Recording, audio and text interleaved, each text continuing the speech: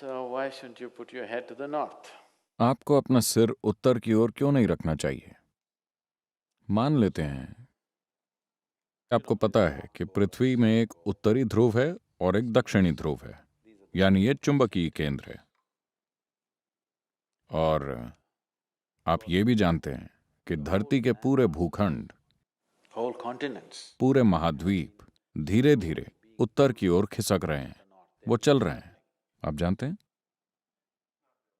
भूविज्ञान से आप कम से कम ये तो जानते ही हैं कि सारे भूखंड खिसक रहे हैं। हिमालय की पर्वत श्रेणियां कैसे बनी, Whatever we are seeing, the Himalayan mountains. Himalaya पर्वत, मानसरोवर।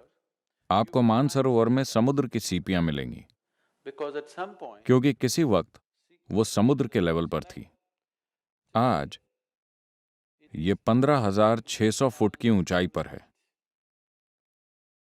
तो ये झील वहां कैसे पहुंची? एक समय ये समुद्र के लेवल पर थी और आज वहां पहुंच गई है, क्योंकि असल में पूरा भारतीय उपमहाद्वीप सेंट्रल एशियन प्लेट से टकरा रहा है और इसी वजह से हिमालय के पहाड़ अब भी ऊंचे होते जा रहे हैं। ये बस उठते जा रहे हैं एक टकराव के कारण। आपने कारों का ढेर लगना देखा है? बस वैसे ही है, भारत भी टकरा रहा है। भारत हर साल लगभग 1.23 सेंटीमीटर छोटा हो रहा है।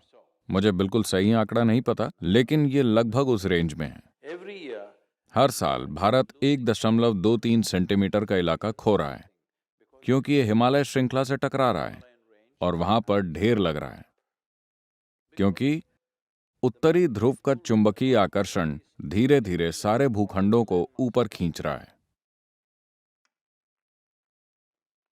तो इतना विशाल चुंबकीय आकर्षण जिससे महाद्वीप ऊपर खिसक रहे हैं, उस तरह का चुंबकीय खिंचाव लगातार पूरे ग्लोब में कायम है।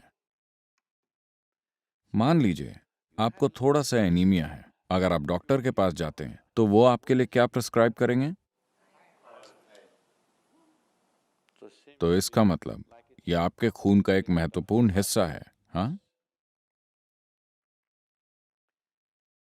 तो अगर आपके शरीर में आयन तैर रहा है और मैं आपके सिर पर एक शक्तिशाली चुंबक लगा दूं,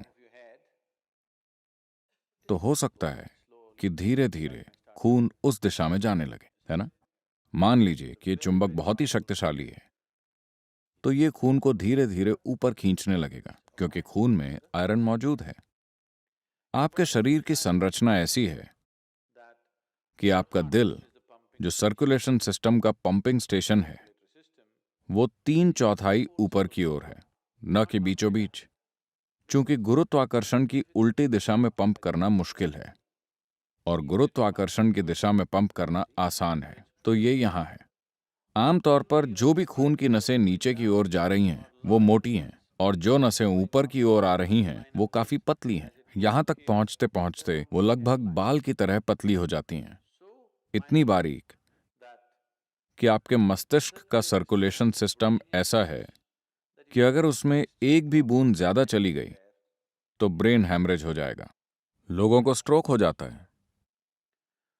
तो अभी आप इस तरह हैं, अब आप ऐसे हो गए।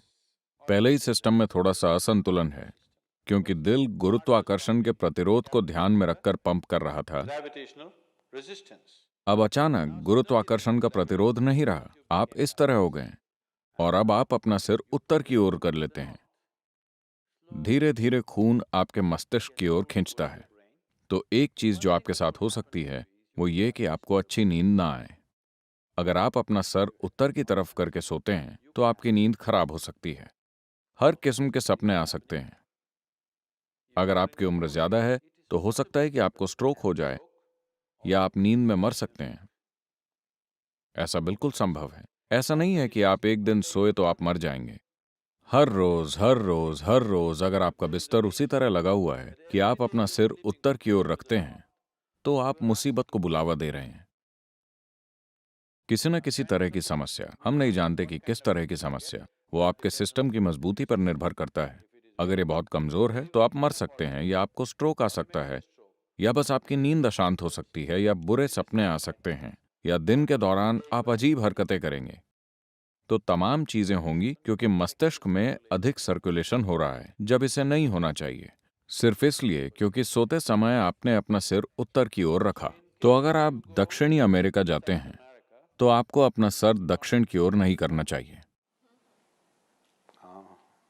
अगर आप ऑस्ट्रेलिया जाते हैं तो आपको अपना सिर दक्षिण की ओर नहीं करना चाहिए, वहां पर आप सिर उत्तर की दिशा में रख सकते हैं।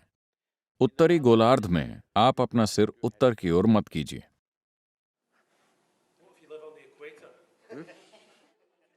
आप एक सुई की तरह गोल घूम सकते हैं।